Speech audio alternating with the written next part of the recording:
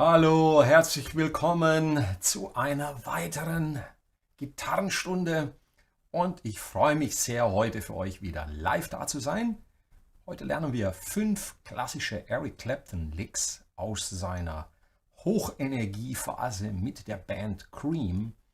Und zwar habe ich mir alle 5 Licks aus dem Song Crossroads ausgesucht. Wahrscheinlich hat er bei dem Solo hier bei diesem mega Klassiker, ursprünglich von Robert Johnson, hat er die besten, die besten Blues-Rock-Licks rausgehauen aus den 60er und 70er Jahren.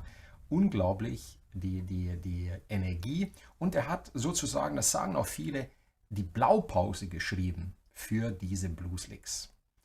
Und wir werden reingucken. Ich gucke mit euch im Detail rein, was diese Licks so interessant macht. Und wir besprechen dann vor allen Dingen die Phrasierung, die außergewöhnlich schön ist bei Eric. Aber bevor wir reingehen, ein herzliches Hallo an euch alle da draußen.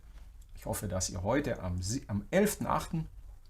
bei diesen hohen Temperaturen heute gut zurechtkommt. Und ich bedanke mich bei euch, dass ihr trotz dieser Hitze live dabei seid. Das ist außergewöhnlich und es freut mich sehr.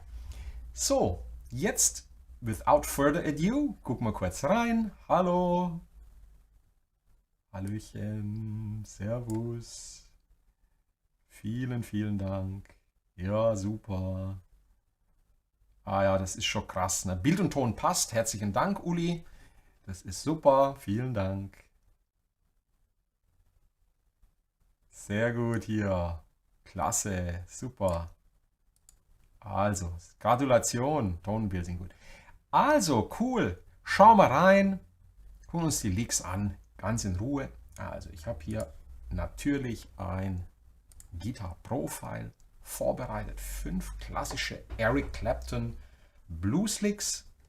Cream Classics. Ich habe im Vergleich zum Originalsong, der irgendwo bei 91 liegt, das Tempo ein bisschen reduziert, damit es nicht allzu schnell wird.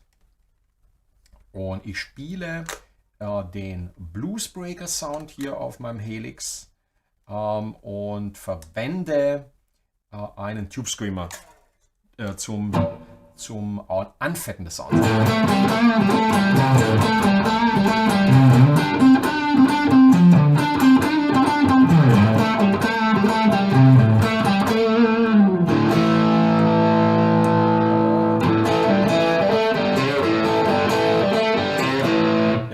Ihr kennt den Riff, ihr kennt diesen Klassiker und ich habe ihn als Tutorial schon gemacht und deswegen kannst du da auch noch etliches rausholen, wenn du dann im Nachhinein das lernen möchtest. 5 klassische Eric Clapton Blues Licks nun für dich. Wie lernt man das? Bevor wir reingehen, schauen wir uns die Phrasierung an und was ich mache, ich unterteile immer die Licks. Wir hören uns den ersten Lick jetzt an, wie der klingt.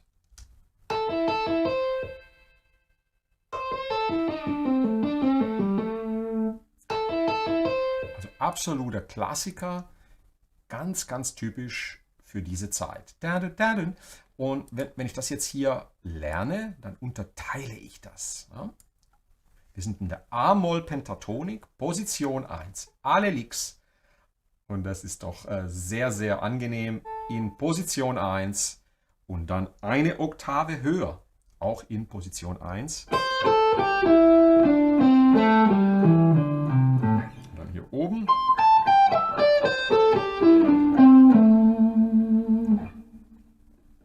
Und der erste Teil klingt so.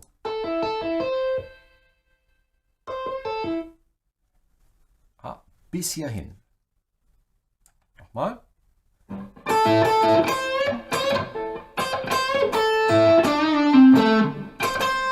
Und das ist hier gleich mal absolut typisch, was jetzt kommt.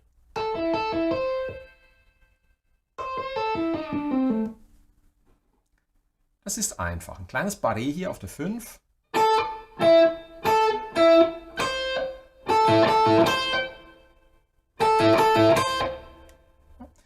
Typischer Sound auch. Ich bin auf dem Front Pickup. Ja. dass es gut klingt für euch. Also da, da, da, da, da. Und dann nochmal die 8 in Klammer. Und dann gleich ein Vierteltonband. Das ist also nicht, das wäre ein Halbton. Und ein Viertelton ist typisch Blues.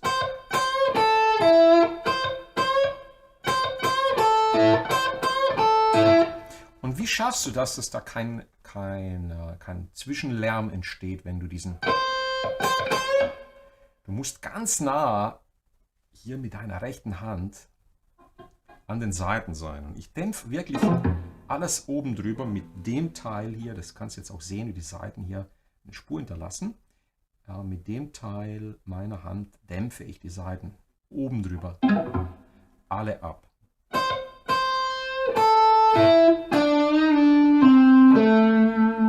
Und das ist ein typischer Abgang. Hier haben wir dann einen Halbton-Bend auf der G-Seite. Nicht ein Ganzton. Mit einem Pull-Off, also du gehst hoch, hoch, Pull-Off. Und das ist etwas Typisches im Blues und bei Eric Clapton.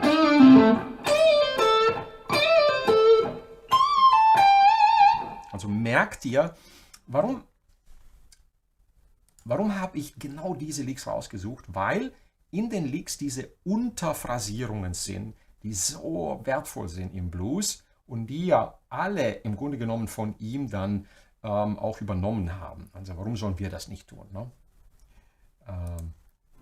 Also. Und wenn du das dann verwendest, das Coole ist dann, dass du es überall anwenden kannst. Gehen wir nochmal bis hier hin.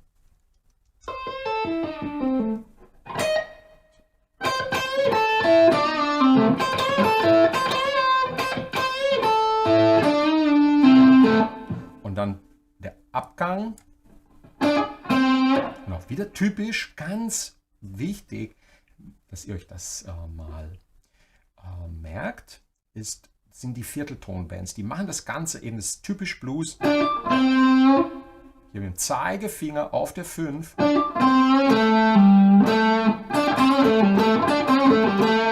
Das sind diese Mikrobands, so nennt man das. Ne? Der 7, 5. Man kann es hochschieben, was dir lieber ist. Ich ziehe es nach unten. Das ist so ein kurzer Schlenker.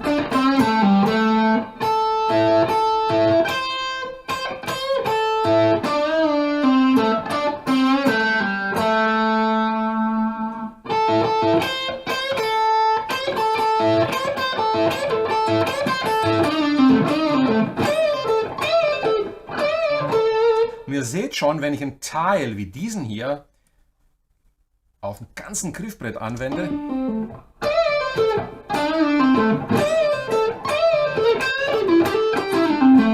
und dann habe ich diesen typischen Eric Clapton Sound, der ja so beliebt ist. Ne?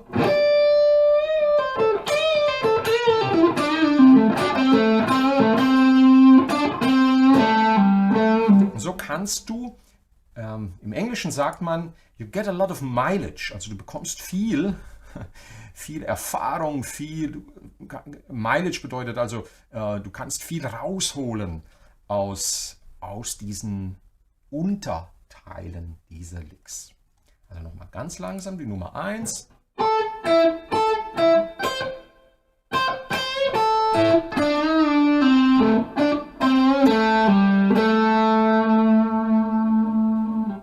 Das war der erste Lick aus der Cream Classics Zeit.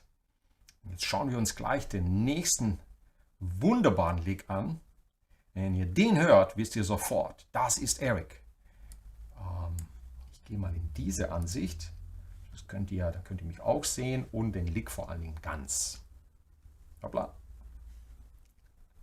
Nochmal.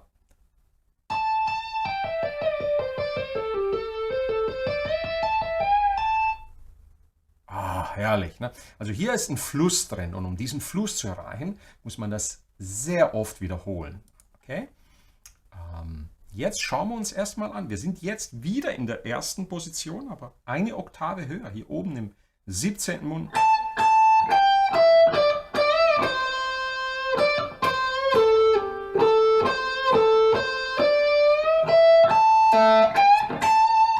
So wichtig ist hier, bevor man das lernt, was mir wichtig ist, lern den Lick, wie er gespielt wird mit der Phrasierung und den Betonungen, aber dann wandel ihn um und improvisiere damit. Ne?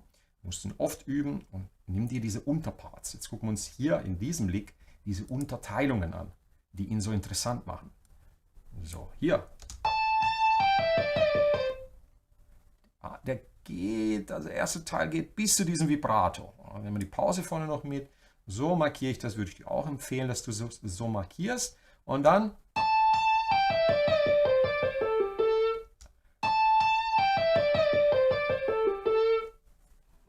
jetzt ganz langsam.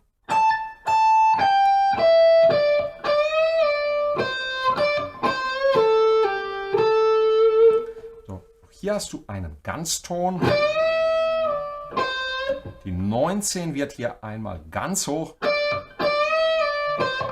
Und etwas Typisches, was du beobachten kannst bei Eric, wirst du nachher noch sehen bei dem schnellen Licks, bei dem einen schnellen habe ich reingepackt, ist diese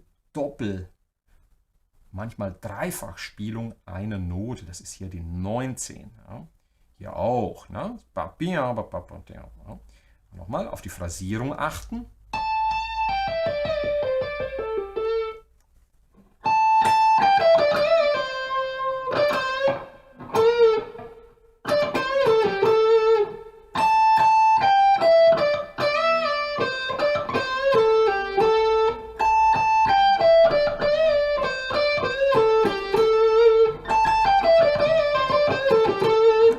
Hier hast du wieder auf der 17 diesen Viertelton, genau hier, dann wieder der Pull-off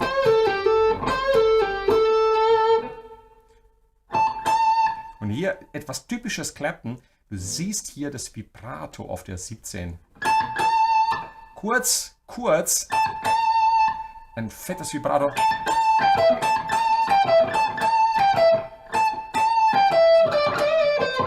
Du siehst immer wieder, jedes Unterteil ist so schön.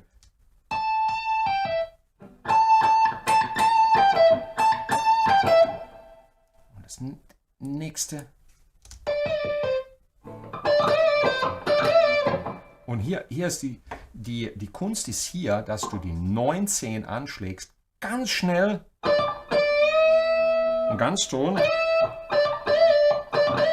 Das ist also ein Ding, 2 Anschläge, hoch, runter. Und wenn du den dir jetzt einprägst,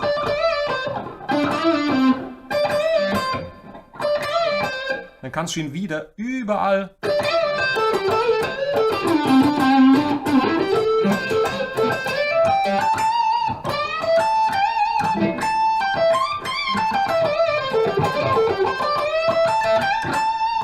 und dann kannst du super, ich habe jetzt einfach mit den vorgegebenen Tönen ein bisschen improvisiert. Und das ist ja das Ziel, das wir erreichen wollen, ist mit dem, was wir hier lernen, zu improvisieren. Also achte drauf, bei der 19, der blau markierte Teil, das geht schnell. Anschlagen, nochmal anschlagen, sofort hoch und runter. Das ist ja wirklich so eine Drehbewegung, eine schnelle. Und dann hier richtig süß. Gefällt mir richtig gut. Wieder die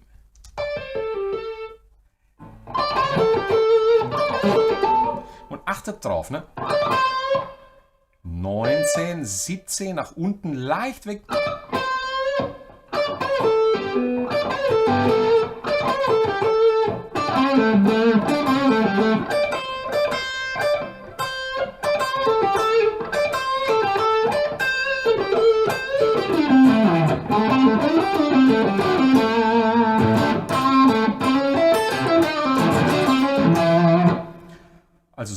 super, super süß, auch dieser Teil.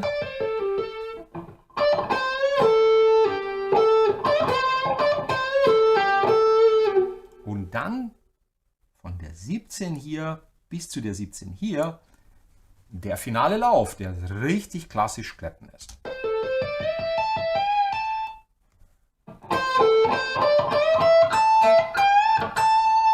Herrlich, herrlich. Ich hoffe, ich mache auch eine Freude damit. Also mir macht das riesig Spaß. 17. Hier haben wir wieder die doppelte 19. Also den habt ihr sicher im Blues schon 1.000.000 Mal gehört.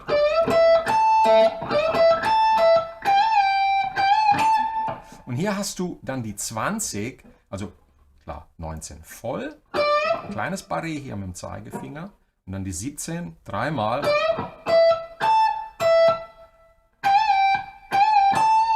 Und dann hier ein Halbton hoch, die 20, runter.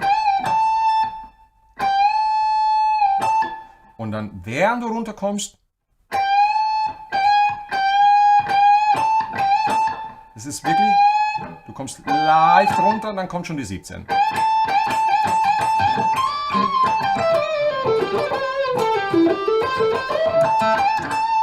Und ihr hört, wenn ihr diese Licks übt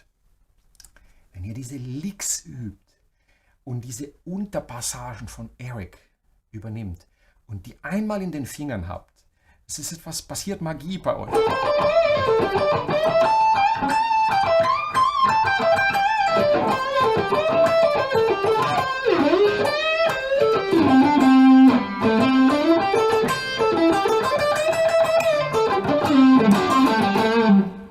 Und was mache ich, wenn ich improvisiere? Ich habe diese Unterphrasierungen aus seinen Licks oft wiederholt, bis ich ein Gefühl dafür entwickle. Und wenn ich dann das Gefühl dafür habe, ja, wenn ich dieses Gefühl hier entwickelt habe, genau für diesen, dann kann ich es überall spielen.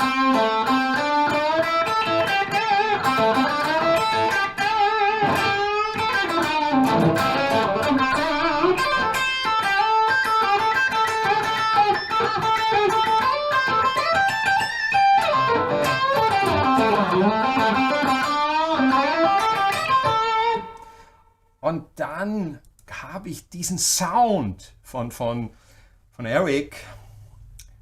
Und ja, es ist einfach purer Blues. Also das Wichtigste, dass du das hinbekommst, sind die Ganzton, typisch Kleppen, Bend and Release, immer hoch, runter, ganz schnell. Hallo, Werner, herzlichen Dank für die Spende. Vielen, vielen Dank. Und diese kleinen Phrasierungen, wenn du die dann lernst, dann hast du sehr, sehr viel mitnehmen können. Okay? Also hier sind absolute Highlights verborgen. Dann der nächste Lick.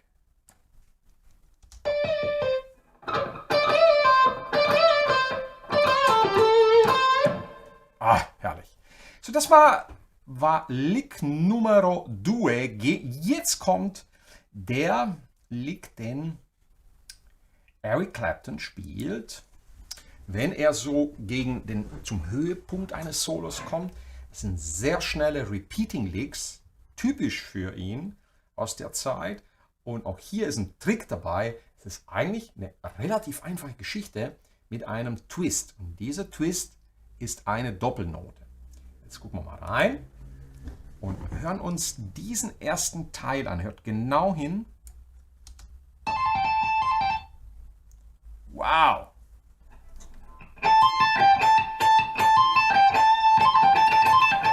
Hört auf die Phrasierung.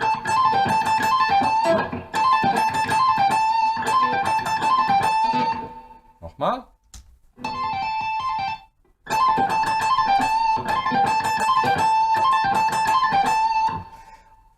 Ganz wichtig, nichts davon musst du genauso spielen, sondern du nimmst dir die Idee raus und verwandelst sie in dein eigenes Repertoire, in dein eigenes Lick-Repertoire. Das ist also ganz ganz entscheidend für die Improvisation und für den Spaß auf der Gitarre, das ist nur eine Vorlage. Und wenn ich jetzt eine Oktave runtergehe, in die erste Position hier,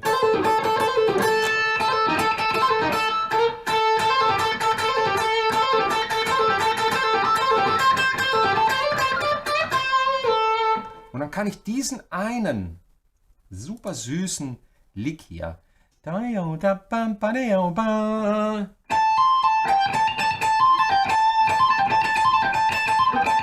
den habt ihr so oft gehört in seinen Gitarrensolos. Ich hoffe, ich mache euch eine Freude damit. Und dann geht es weiter. Hier gibt er noch Gas und sind ein paar Töne doppelt.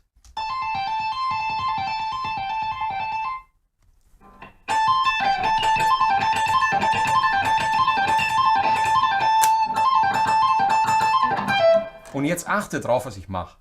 Jetzt gehe ich einfach in der Tonleiter hoch auf die H-Seite, übernehme diesen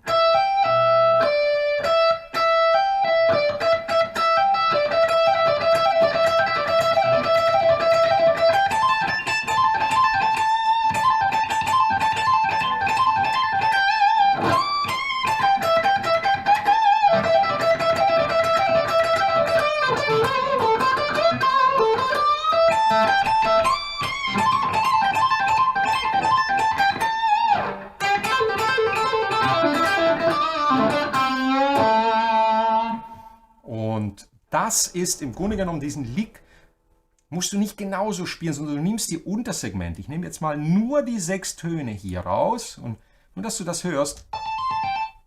Da, da, di, da, da, da. Und hier ist alles gepickt.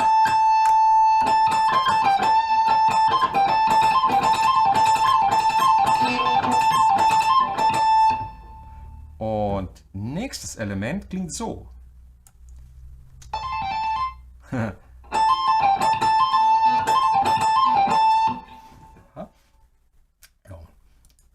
Das ist mir sehr, sehr wichtig, um dir zu zeigen, wie diese schnellen Triplets, das sind ja nichts anderes wie Triplets oder Sextolen, die hier mit einer wiederholten Note.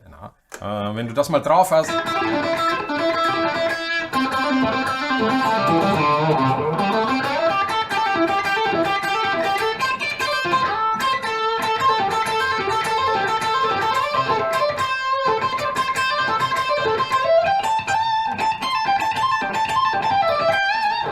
Und dann kannst du diese Idee verwenden, um auf dem ganzen Griffbrett mit einer Geschichte, wo die erste Note doppelt gespielt wird, da kannst du richtig Spaß haben. Okay? So, das war das Segment, die Segmente aus Lick Nummer 3. Und jetzt kommt ein weiterer sehr, sehr schön, ich gucke mal kurz in den Chat rein, sonst denkt ihr noch, ich ignoriere das, was ihr sagt.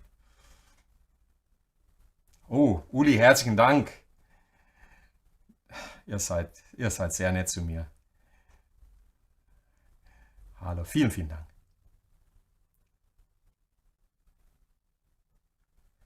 Thomas Thaler, stoppst du die 17 jeweils mit dem Handrücken oder mit dem Daumen der Spielhand? Es ist diese Fläche meiner Hand. Ne? Also der Trick ist der, beim Spielen mit dem Plektrum bleibst du ganz nah. Ne? Ich gehe mal in diese Aufnahme, dass du das sehen kannst. Du guckst hier links oben, kannst du es gut sehen. So, wenn ich jetzt spiele, dann ist alles oben drüber. Alles abgedämpft. Und das ist einfach dieses, was man so schön sagt, dieses Nahspielen an den Saiten. Ne?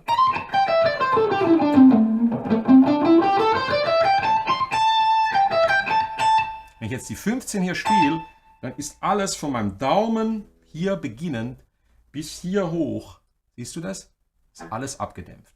Okay? Das ist mehr ist da nicht zu beachten. Ne? Okay, super. Jetzt geht's weiter. Und zwar, super, jetzt geht's weiter. Ah, ich habe gerade in mein eigenes Video geklickt. So ist es, wenn man live ist. Okay, Lick Nummer 4. Und der ist einfach, aber trotzdem hat er so 2, 3 typische Eric Clapton Schwierigkeiten drin. Mit Bandings natürlich. Im Blues wird alles gebandet. Wir hören uns ihn erstmal an. Er ist langsam und dann analysieren wir, was passiert.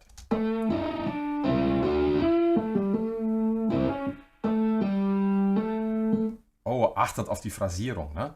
Bam, bam. Und zwar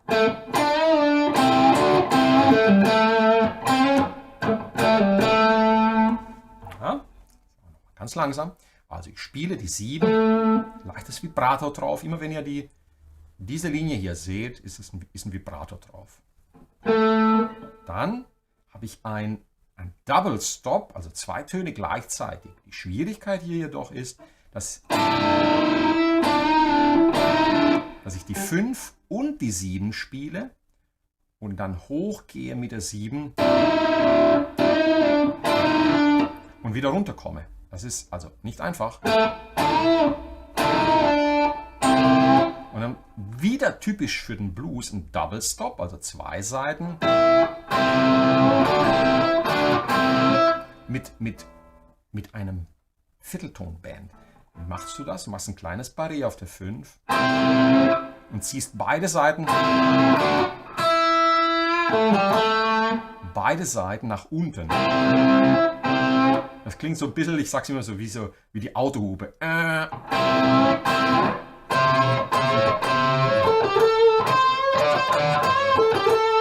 Und auch das, gewöhn dir das an, das zu lernen. Diese Double Stop.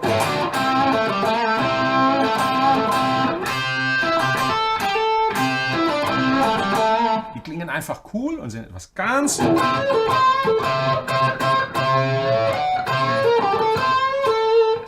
Typisches im Blues. Also, wir beginnen mit der 7, Vibrato.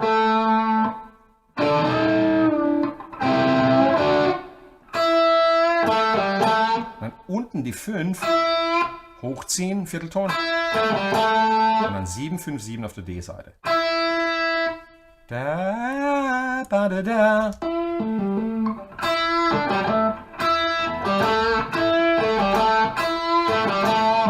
Und dann achtet drauf, das ist hier super süße Phrasierung.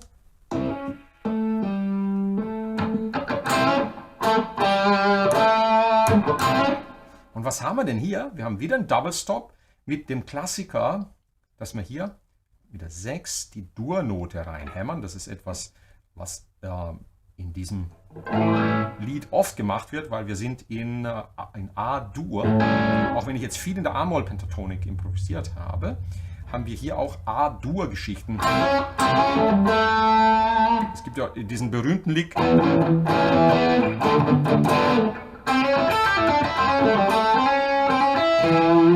Den Finishing Lick von Crossroads.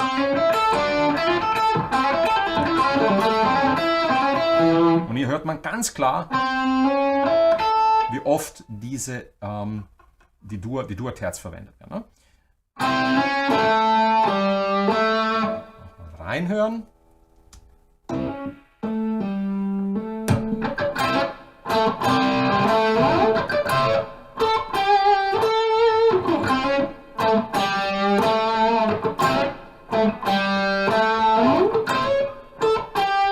Und immer wenn du einen Lick spielst, zum Beispiel in der ersten Lage, dann spiel ihn auch eine Oktave höher.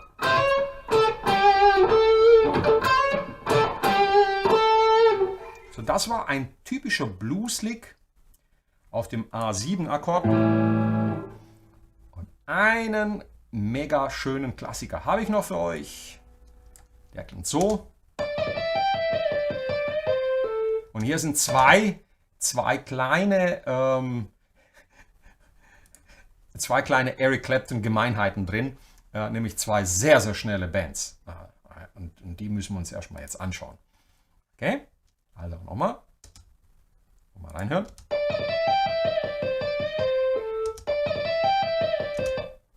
So, der erste Teil geht bis hin. Da.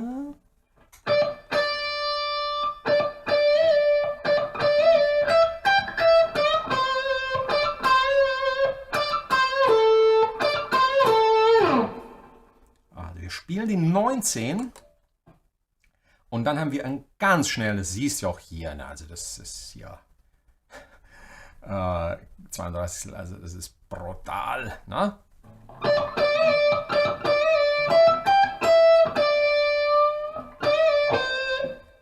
Nur den Teil anhören.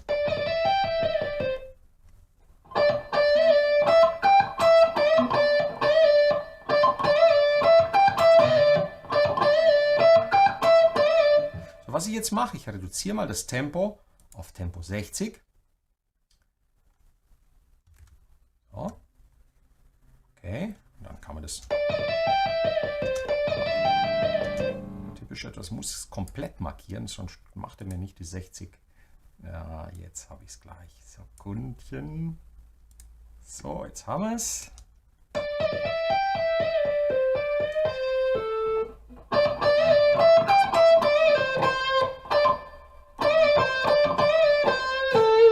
Daher muss man aufpassen mit der Phrasierung.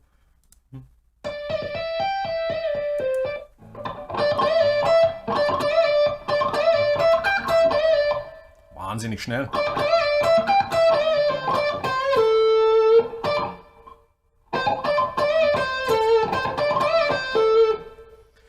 Und dann hast du hier nochmal die 17, 19, einen Halbton.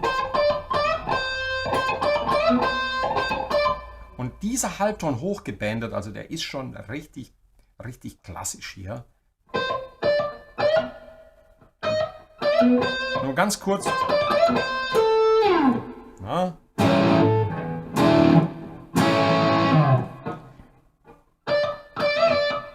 Und diese ersten drei, also das ist etwas, was du so üben musst. Lass mir dir das nochmal zeigen. Also 19 anschlagen, schnell hoch und wieder runter. Das ist wirklich wie so ein Reflex.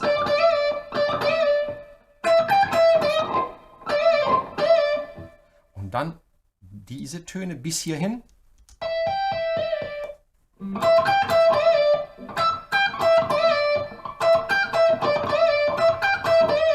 Und nur so kannst du so ein Puzzle bilden, dann aus diesen Einzelsegmenten. Und dann die letzten Töne.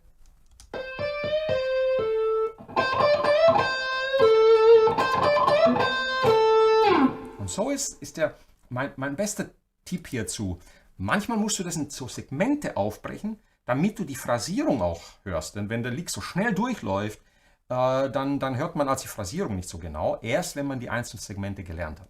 Nächster Tipp ist, wenn du es zu langsam machst, dann ist die Phrasierung auch wieder anders. Ich gehe jetzt mal runter auf die Hälfte des Tempos, auf Tempo 40. Ja, und schau mal, was da passiert. So, ja, jetzt macht man es. So, Sekunde. Ich hab's gleich. Tempo 40. Und dann.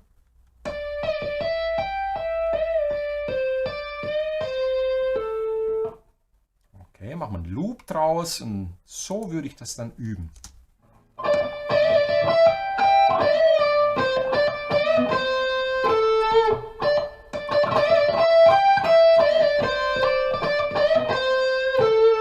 Und auch hier nochmal in Einzelteile segmentiert. So, das waren die Licks. Mehr würde ich da jetzt nicht an Zeit investieren. Und wenn du jetzt so etwas übst und so etwas trainierst, ja? Ich gehe nochmal hier in die Aufnahme, dass du es nochmal sehen kannst. So, falls du das üben willst.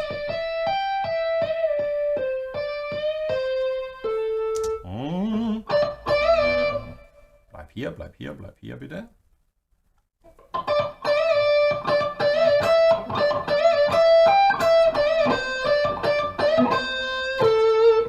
Und hier ganz wichtig der Hinweis, die Licks müssen nicht genauso gespielt werden, weil diese Leute haben sie niemals genauso gespielt.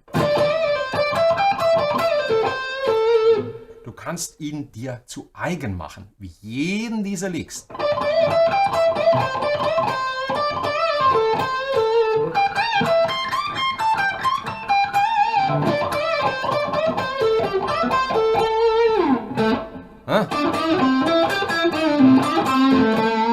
In anderen Positionen spielen, auf dem Griffbrett verteilen, einzelne Segmente nehmen und sie in dein Vokabular, in dein Lick-Repertoire integrieren.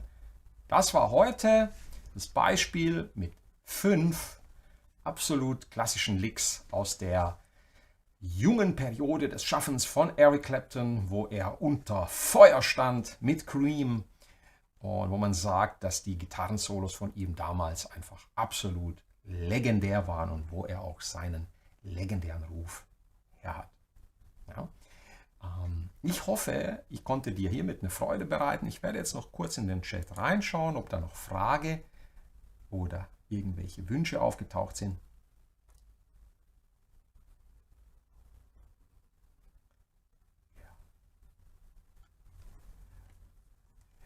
Das ist natürlich, Olaf, eher, wenn du jetzt noch Anfänger bist, das ist heute mehr für Fortgeschrittene.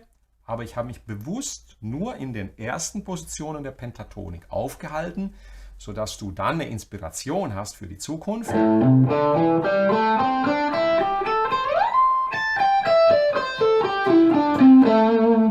nur erste Lage. Ne? Und ihr seht, wie unglaublich Eric Clapton aus dieser ersten Position der Pentatonik diese fantastischen Licks gezaubert hat. Und dass Stevie Ray Vaughan auch 80% der Licks, die beide gespielt haben, die waren alle in der ersten Position der Pentatonik. Und warum? Weil die geht halt super.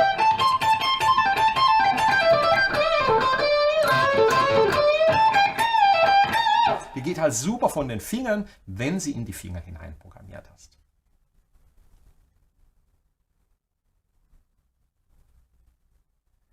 Hamburger, ja, ich wechsle als, hallo Jürgen, grüß dich, mein Lieber. Welcher Hamburger? Ja, das ist auch eine gute Frage. Ich wechsle zwischen dem vorderen und dem hinteren, das sieht man als nicht, gell? Aber auch der mittlere wird sehr gerne von Eric Clapton verwendet.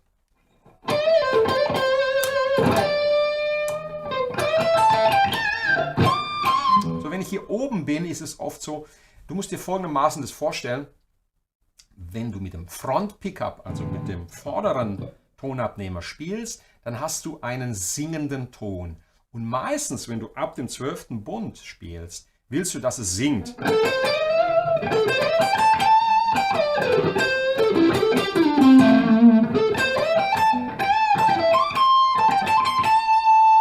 Und nur wenn du was ganz stark betonen willst, dann gehst du auf den hinteren, weil dann geht sie von dem Singmodus, das ist typisch Strat, in den Schreimodus. Ne? Vorne und hinten.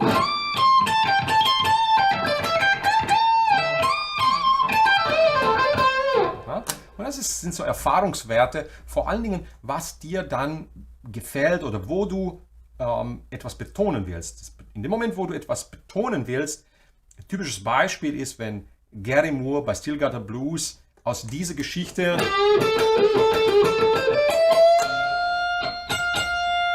die Note, die er bändert, ja, von dem runden vorderen Pickup auf den hinteren geht und dann die aufmacht. Also wenn du nach hinten gehst, macht eine Note auf und blüht förmlich. Ne? Okay. So, das sollte es. Danke, Olaf. Danke, danke. Motivation, das ist alles. Ja, Baxi. Ja, darum geht's. Super, super. Herzlichen Dank. Also als Playback, als Backing Track, ich werde euch einen Backing Track hinzupacken in der Beschreibung. Als Backing Track könnt ihr Crossroads verwenden, ne? von Eric Clapton. Ne? Da kommen auch die Licks her. Ne? Also aus dem Song. Ne?